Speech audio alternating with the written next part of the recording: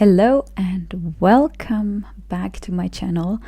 Today we're going to talk about the colonial history of the Netherlands, more specifically about the West Indies and Suriname. And our main focus in terms of books is going to be Anton de Kom, Westslaven van Suriname, or As Slaves of Suriname, a very important work for the history of Suriname and the Netherlands, as you'll hopefully be able to see in this video. This is a part 2 in this series about the colonial history of the Netherlands, even though it can be watched on its own. I'm making these videos because I have an exam about that in 2 weeks, which I already mentioned in my last video, and my head is so extremely full of these topics at the moment. So we'll talk about important authors, we'll talk about slavery and slave trade and the process of independence in Suriname. So it is again going to be a very history heavy episode. I hope you enjoy, and it's just gonna give us a bit of a background look into these dark pages of colonial history. Because in my last videos I talked about the East Indies, but what happened in Suriname in the West sort of is a real punch in the gut. At least it was for me, and at least that's how I felt when I read this book. So in case you're new here, welcome. I'm so glad that you're here. My name is Maria, and I study comparative literature and European languages at the University of Vienna. And this is what I make videos about here on this channel. So if you're not already, I would love for you to subscribe. And yes, this video series is actually a course that I have taken this semester, more or less summed up. And I'm doing this partly for the selfish reason of studying it better. Because the process of translating this course and the texts that I've read and summing it up and presenting it now to you is my only method of studying for this course, and I actually think it's pretty effective. So my head is full of all this information, so I'm looking forward to get it all out there. So I hope you enjoy. Let's get into it. So let's look at the Dutch explorations in the West. So as early as 1624, there were already settlements in America and the African West Coast. Actually, fun fact is that New York once was a part of the Netherlands, and it was then called New Amsterdam. But they lost it in 1667. And in 1815, the Dutch Antilles and Suriname became Dutch colonies. So today, Suriname is an independent country, but the Dutch Antilles, which I'll tell you in a moment what these are, they're still part of the Netherlands today. So they're islands. They are not independent because they actually did not want to become independent. So they are in a way self-governing pseudo-states still under the Dutch country or legal system, you could say. So Aruba is an autonomous country within the Kingdom of the Netherlands. Curaçao and Sint Maarten are countries within the Kingdom of the Netherlands. And Bonaire, Saba and Saint Eustatius are multiplicities of the Netherlands. And the Netherlands actually urged them to become independent in the 1970s. But the law of the United Nations says that colonies have the right to choose their own trajectory towards decolonization. And they have chosen to stay because it actually offers a lot of advantages to those countries, like democracy, human rights, economic support, and metropolitan citizenship. So those are the islands. We're mostly going to focus on Suriname today, though. But as you might know, if you've watched last week's video, the East Indian Company was very successful, so 20 years later, the West Indian Company was found. And it was oriented on trade, but had also sort of geopolitical goals. So let me explain what that means. So back then, the Netherlands was still in the 80-year war with Spain, and they wanted to beat their main competitor, Spain. And what helped encourage them was a victory of Piet Hein in 1628. If you're Dutch, you've most likely heard that name. So Piet Hein is a Dutch hero. There are songs written about him, and I'll tell you why. Because in 1628 he conquered a Spanish fleet with 12 million gulden that was full of gold and silver, and the Spanish captured all those treasures from America, and with a very small fleet, Piet Hein overtook this huge ship, and that of course was very well celebrated in the Netherlands. And the fact that, people in the Netherlands most likely know about Piet Hein just shows that we usually zoom in on the successes when we teach history to children. Because, the golden age in the Netherlands was still ridden through with war, the war with Spain and the Anglo-Dutch wars, etc. Anyways, if we now look to Suriname, Suriname was a great gain for the Dutch because of the plantations that are there. So they're a good source of income. And the Dutch actually started what we call a triangular trade. And I'm going to put a picture up on the screen on what that looks like, and I explain to you what it means. So instead of just going back and forth from the Netherlands to Suriname to deliver the goods and just go back, they added a stop in Africa to take slaves and ship them to the plantations in Suriname. So these people had to then work the plantations for the Dutch. So they took the goods to Europe, then went to Africa and shipped people by the thousands over the ocean. And the Dutch, of course, weren't the only nation who did this kind of slave trading, but their involvement in it was quite serious. So an estimated 12 million people were shipped over the ocean by Europeans. And just to compare that number, I know Austria's population is not even 9 million, and 200 years ago that would have been such a huge part of the population. So many of those slaves didn't even make the journey across the ocean because of illnesses and food scarcity. Those slaves were chained to each other as well as the ship for the entirety of the travel. And the Europeans, on top of that, made sure to take people from different tribes so that the enslaved don't automatically bind together against their oppressors. So it is estimated that the Dutch are responsible for trading about 600,000 people that way. And if you're more interested in numbers like this, I can recommend the website slavevoyages.org, where there is more information on that topic available. Once the slaves arrived in Suriname, they were either sold to work on plantations or sold on to America. Most of these slaves were given a new name, so they lost their identity.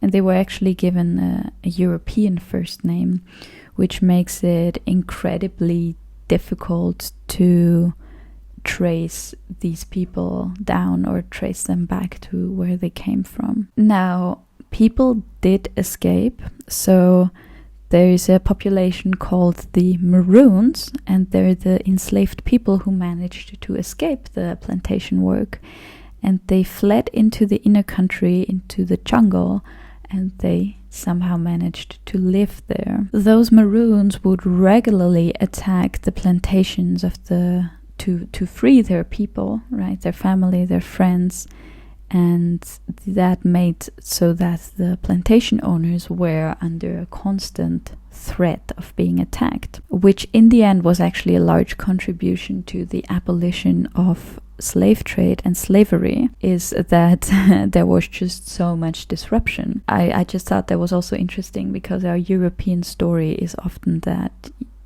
standpoint of humanity, that we realized slavery isn't good anymore, but that also actually had a major impact on that. Let's talk about the end of slave trading. So the slave trade ended in England first in 1807, and the English actually put the Dutch king under a lot of pressure to do the same thing, which they did in 1814. But of course, that was only the slave trade. Slavery was abolished much later by the Dutch. So the English colonies were first to abolish slavery in 1833, followed by the French colonies in 1848, and the Dutch colonies in 1860 in the East Indies, and in 1863 in the West Indies. So you could ask yourself, why so late? And of course the Dutch loved the sugar in their tea, so they had quite some benefits of having all these goods constantly available at their hands. But also the people in the Netherlands, they weren't really informed of what was going on thousands of miles across the ocean. So that definitely had to do with it. There was also a sense of, this is just the way the world works, or this is the natural hierarchy of things. But yeah, then on July 1st, 1863, 34,441 slaves were officially free. This abolishment of slavery is still celebrated as Ketty Kotti in the Netherlands every year on July 1st. And it is under debate whether that should become a national holiday for all the Dutch to remember their history. I'll talk more about this in my next video, where I'm going to talk more about the present day situation and the influence that this history still has on nowadays politics and people. So you would think they were free, but what actually followed this abolition of slavery was 10 years of state supervision. So this is why we actually celebrate 150 years of slavery abolition this year and not 10 years ago. So it de facto ended on July 1st, 1873. So let's talk a bit about the state supervision and why it took place. The question was, what would happen to the plantations? And the plantation owners said that, we need some time to figure this out. We need time to adjust to this new situation. We need a transition period. And they also said that, I paid for these people. They're my property. What happens to my investment? It sounds very crude. And the Dutch state ended up giving slave owners, not the slaves, the owners, 300 guilders for every slave they had as compensation for their lost property. So that made a total of 10 million guilders from the state budget going to slave owners. And if you wonder where that money came from, it came from the other colony, from the East Indies. They also argued that the formerly enslaved needed time to prepare for their freedom.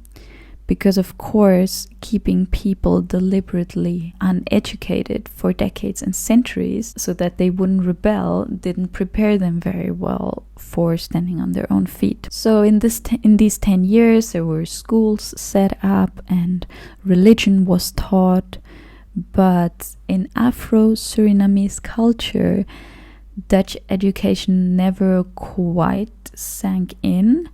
The the only feeling that really stayed was a deep feeling of inferiority for their own culture being less than because they're not white. And here is where our author of today, Anton de Kom, comes in. So Anton de Kom was born in Suriname, and his parents lived through slavery. He was educated in Suriname, but in 1920 he came to the Netherlands, and he got in touch with left-wing political parties. And he tried to bring awareness to what has happened in Suriname to the Dutch people. And also he did a lot of work in Suriname to bring self-awareness and self-respect to children there in the light of their families' histories. So by the Dutch government, he was long just seen as a communist, and he was exiled without trial. But in 1934, he published We Slaves of Suriname.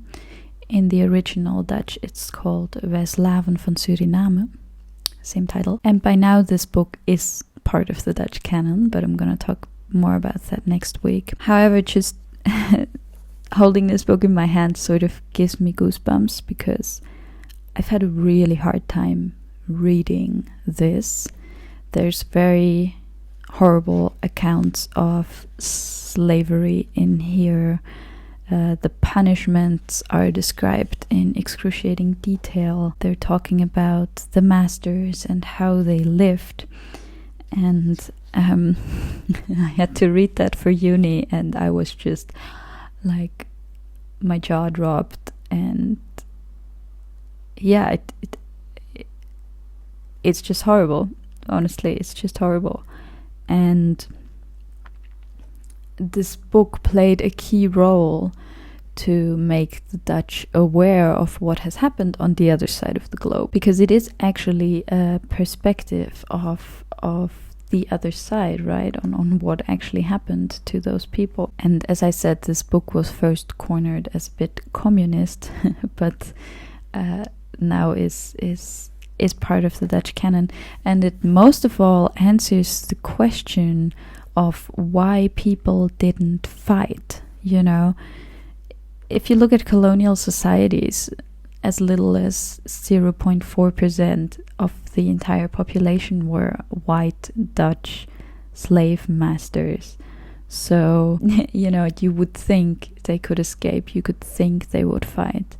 But the punishments were so extremely horrible that they just didn't dare to. There's just horrible methods of torture described in this book that I would read to you. However, I unfortunately only have the German and the Dutch version, so I can't read it to you in English. However, you might wonder what has happened to the plantations after this 10-year state supervision. So, after the end of slavery, many Afro-Creoles moved to Paramaribo, which is the capital of Suriname. And back then it was a little town, but it was growing insanely fast, because people moved there, you know, get away from the plantations. That also had to do with the late abolition of slavery, was that question of how to keep the plantations going. So the Dutch looked to their neighbors for advice, because the UK and France had colonies next door. The English, for example, imported labor force from their other empires, which sort of builds the source for these multi-ethnic societies, right? Just people being constantly shifted around.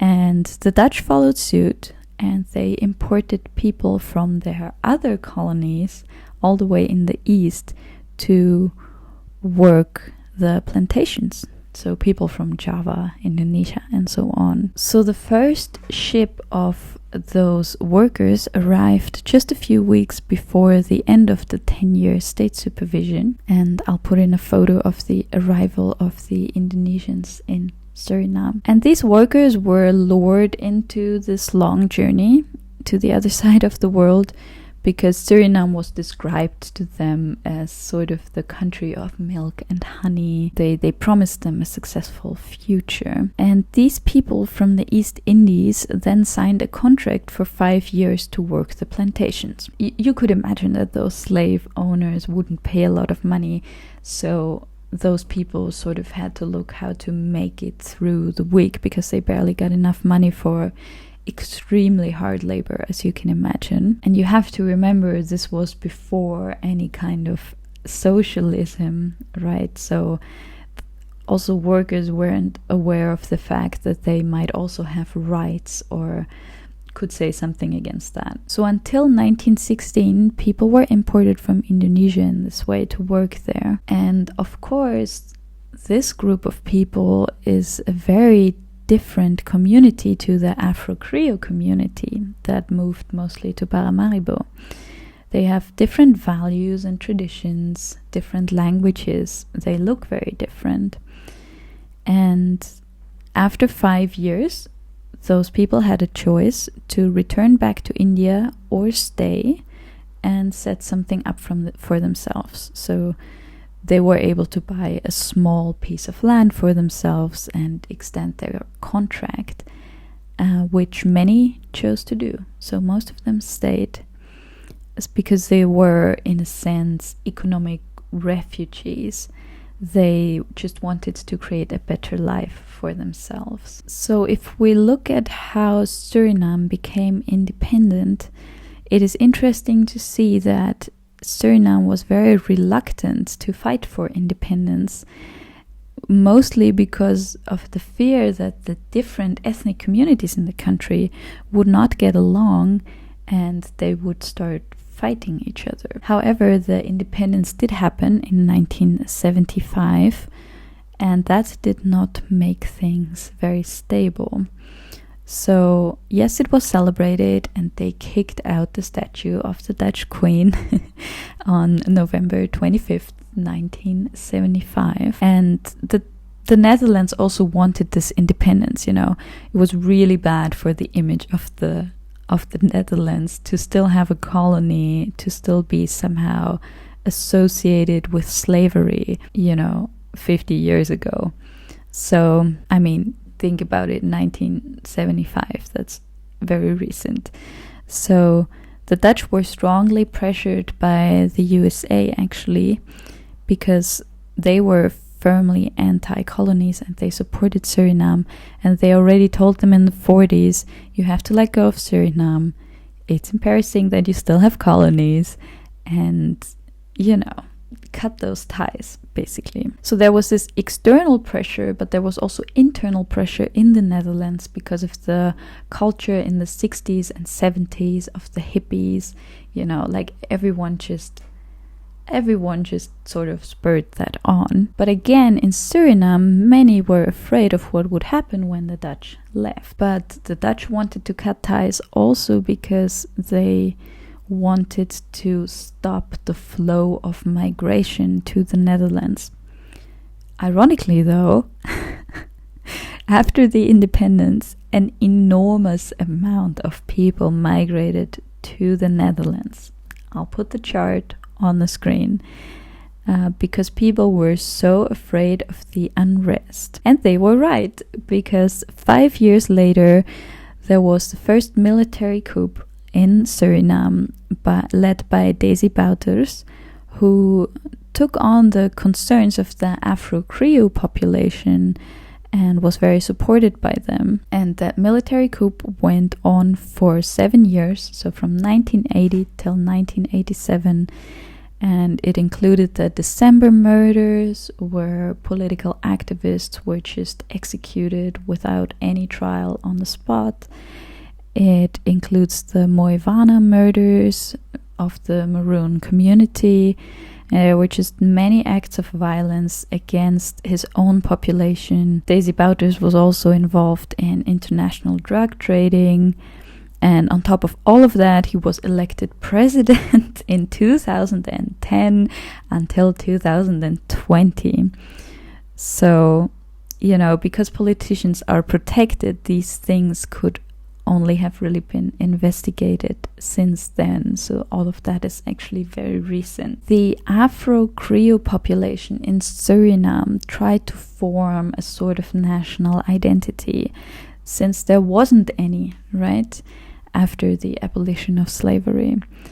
And they ended up marginalizing all other groups of people in the country. So politically, as I already said, up until recently, the Hindustani, so everyone coming from the east, they had no political seats, and that also had to do because the Hindustani usually didn't speak Sranantongo, which was a language that slowly became the second official language, also in which politicians talked.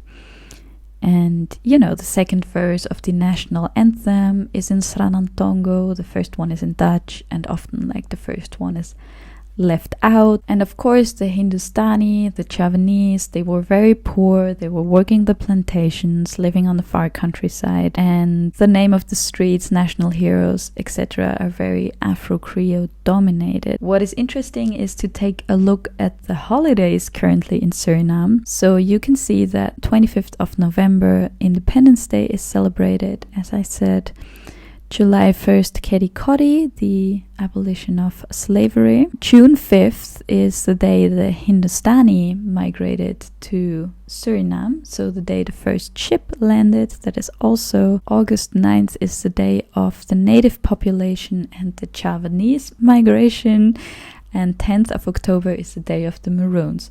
So sort of everything finds a bit of a place. So it is ethnically a very interesting country. And of course, there are the holidays of the three main religions there. So the minority groups have mostly accepted that this is the way it is. And also in the Netherlands, when there's talk about Suriname, you know, there's a lot of talk about slavery and all that, but not a lot of talk about the Hindustani and Javanese people living there, even though they make up a huge percentage of the population. So this leads me into the second book of this episode, I guess. And this is Anil Ramdas' book Ik heb me de wereld anders voorgesteld, or I imagined the world differently in English. So Anil Ramdas is a Hindustani Surinamese writer and journalist. So he grew up in Suriname as part of the Indian Hindustani population, and he writes about what it was like growing up there as part of a marginalized group. And there's a nice link to Don Quixote onto that video that I uploaded a few weeks ago. I'll get into that in a moment. But what is very interesting is how he describes the Hindustani identity, because it is sort of comprised of three nationalities, if you want. There is the where they come from India, right? The Indian identity, which is filled with nostalgia, and these families do watch Bollywood movies and they do route travels back to India, and that sort of homesickness is really part of the upbringing there, he says. But the funny thing is, no one actually wants to go back. So they see their own trajectory as an improvement on the situation, and they're very ambitious. They're very much about progress and self-improvement. So, you know, there is a nostalgia, but no real desire to actually go back. Then the Surinamese identity is, of course, their first cultural imprint or reference that they have. And he describes it very well when he was a teenager and he saw the Afro-Creoles, and he thought they have so much style, and I wish my body was like this, and I wish I could wear these clothes. They're so much more muscular than me, things like that. And then there's, of course, also the Netherlands, which sort of works as this land of dream, this like magical place where they have culture and where you go to study when you're older. And much like in Don Quixote and also Madame Bovary, there's this desire for another life, for another place. And Anil Ramdas actually mentions Madame Bovary very often as his influence, because he says the story of Madame Bovary by Gustave Flaubert is actually the perfect allegory for the migrant experience, because Emma Bovary is also bored and she reads a lot of literature, and there always seems to be this other place from which she hopes that it will finally feel like home, it will finally feel like the life she wanted, and it will finally be how she imagined it to be. But you just keep going and never really seem to arrive at that point. So I'm coming to the end of this video. If you're interested in a bit of a more detailed explanation of what I talked about here, I can recommend you an article that is called Creole Hegemony in Caribbean Societies, the Case of Suriname by Ruben Gourecharn at the Tilburg University. We had to read that, and yeah, might give you more of an in-depth background look at those things. Other than that, thank you so much for watching. Next week's video is going to sort of build on these 2 episodes, and we're gonna look at how politicians in the Netherlands are dealing nowadays with this history of slavery. We're gonna talk about how it influenced different groups to migrate to the Netherlands, and all these sort of difficult topics that are really coming up at the moment. So I hope to see you there. Thank you so much for watching. If you have anything to say or a question, I would be so happy to read your comment down below. And other than that, I'll see you very soon. Bye bye. Hello, welcome back. It's a week later, and I have decided on a whim to just add the 3rd and last part of this series into this video. Mostly because I have dramatically shortened part 3 because I feel like I had to. I'm, in the middle of my exams this week, I realized that I just bit off a little bit more than I could chew. And I'm just very tired. And I'm also looking forward to making other videos again. So I thought I would just round it off here. You're gonna get the reading list from this course. I'm gonna talk about what I feel like this course has taught me and what I'm taking with me, and just sum up again how the East and the West Indies were affected differently by colonialism and the kind of political struggles this results in the Netherlands at the moment. So the first thing I want to round off is just the difference between the East and the West Indies. I hope that you saw by following this video series how differently colonialism has affected these countries in the past. And I'm going to go over the main differences in just a minute. Most of the information I have from a text that is called The Netherlands, a Small Country with Imperial Ambitions. So that is a good text to read because it's not it's not written by like a scholar. It's written by 2 authors who were personally affected by the post-colonial present and they're of colonial descent, Esther Kaptein has roots in the East Indies and Juno Jones in Suriname. So they're, you could say post-colonial Dutch citizens. And yeah, they've written a very interesting article together. And it answers the questions of, how the Netherlands established its rule in Indonesia and Suriname and the administrative processes that were associated with that. It also goes into what the Dutch legacy is in these countries and how their populations have reacted differently to their legacy and the process of decolonization. And basically by reading this, it really strengthens this notion of, as I said, you cannot talk about sort of one colonial past. So just to sum up the differences between the East Indies and Indonesia and Suriname, we can see how differently the colonial policies have affected these countries. I mean, we have to look at the size of these countries as well. Suriname is a very small country. It has about 500,000 inhabitants, whereas in Indonesia, 238 million people live, So even before the Dutch arrived there was a multitude of ethnic groups. There are over 300 different ethnic groups, 250 different languages. It's a huge country. And because of how the colonial time in Indonesia went, they say that the Dutch left nothing more there than scratches on a rock, So neither do the people really speak Dutch there, nor has the culture somewhat assimilated to Dutch culture. It seems to be almost a forgotten chapter in history, whereas Suriname is said to be, made by the Dutch. So there weren't any indigenous people anymore there. And the Dutch have more or less created that culture, right? So Dutch is still the official language.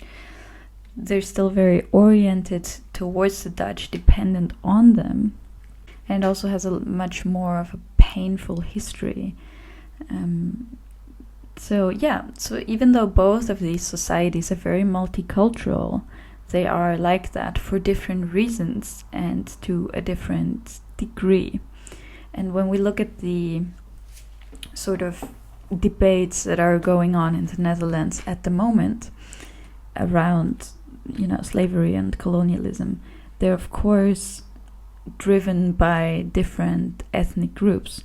So the Surinamese population really cares about the Zwarte Piet, the Black Piet, which is a tradition where Sint Niklaas has like a helper that has a black face and he is painted black. And of course, if you see a picture like this, or of a white man on a horse who is supposed to be the saint, and then the black man is his helper, you could see how that is very triggering and seems to just be not appropriate anymore. If you take into consideration what we learned about Suriname, people from Indonesia care more about stolen art objects. There's a big debate about what happens to art that has been stolen hundreds of years ago. Does it have to be given back? And there has been a lot of pressure on politicians in the Netherlands in the past years to address this issue, to address the past, and to apologize on the side of the Dutch for slavery and for the exploitation that has happened. And the Prime Minister of the Netherlands did apologize on behalf of the Dutch government on December 19th, 2022. And also the King of the Netherlands, King William Alexander, apologized on July 1st. Remember, that is Kedikodi, 2023. And since the abolition of slavery is 150 years ago, this year or last year, those apologies were sort of hanging in the air. And I'm going to try to link the apologies down below. I think they recorded them with English translation. So you can listen to them and decide for yourself whether you think they're genuine.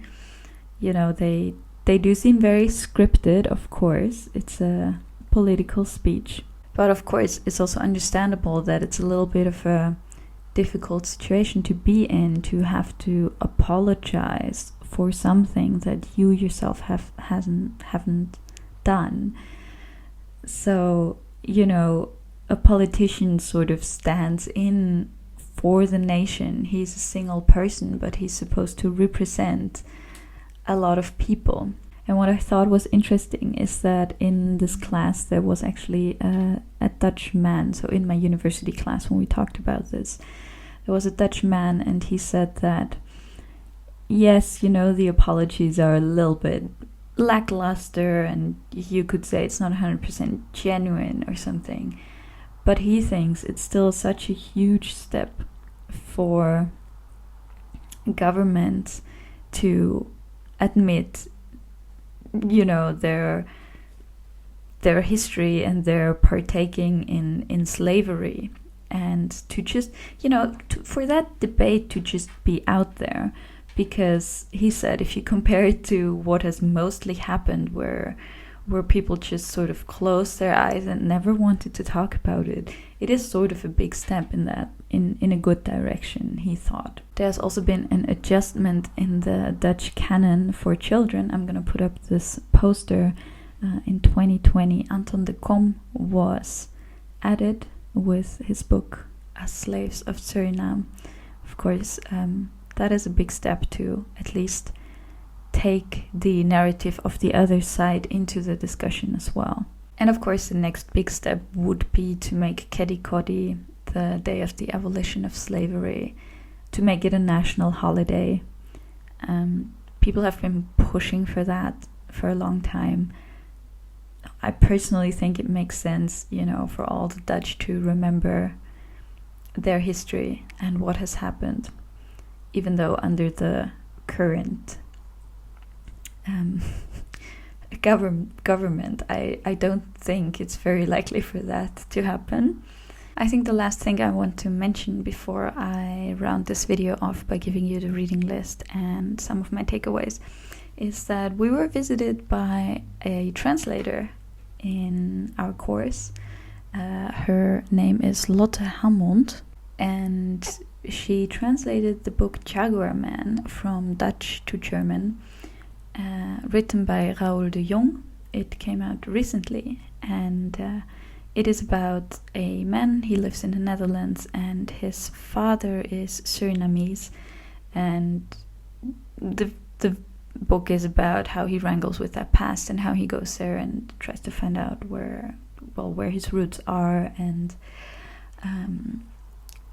anyways, but I really enjoyed hearing Lotte Hammond's experience of translating this book, and how how translating is more than just sort of replacing one word with another word. It's much more than that. It is really about understanding the author's history and intent with the text. And yeah, she said it took her about 3 months to translate that book.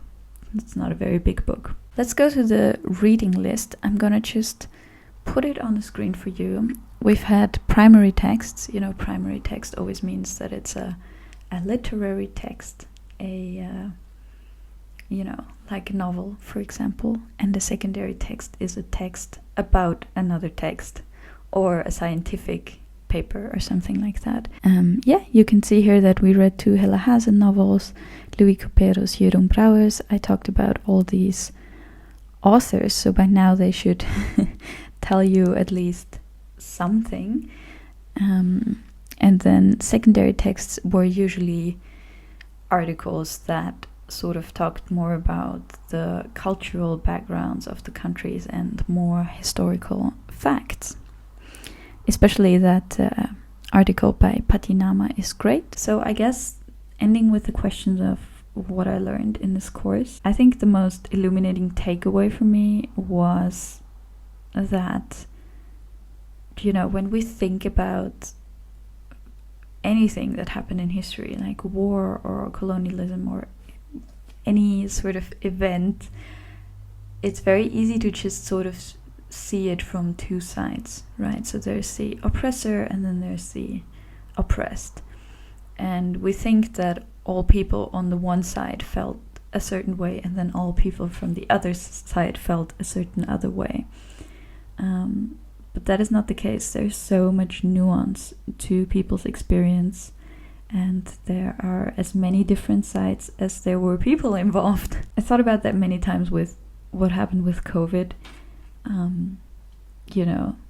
One day that's probably going to go into the history books, and the thing that is for sure not going to stand in those history books was my own experience with that period. Also, what I learned is that, the wealth that a nation is built on should be questioned. Also, that colonialism isn't over once a country has reached independence, and that whatever we think of as horrible, that, people on all sides sort of did what they thought was best to do in their situation. Another takeaway was that school really doesn't teach everything, and that there seems to be a need to talk about these topics. I'm not just talking colonialism, I'm also thinking about, for example, World War II, that's affecting me personally more where I live. There seems to be a need to talk about these horrible events that have happened in the past, and no one is exactly sure how to talk about them. So yeah, I think I'm gonna round this video off here and go take a nap. I really hope that I could present this topic in a way where I'm not, making villains out of heroes and the other way around. It's very attractive to just simplify hundreds of years of complex history, and in a way we have to do it in order to understand it, but I hope I could also make you see in the small gaps that there will be much more to explore. That's it for this series. I'm having very different content planned for the next weeks, so again, if you have anything you would like to say, I would be so happy to read your comments, and otherwise I'll see you again next week. Bye bye.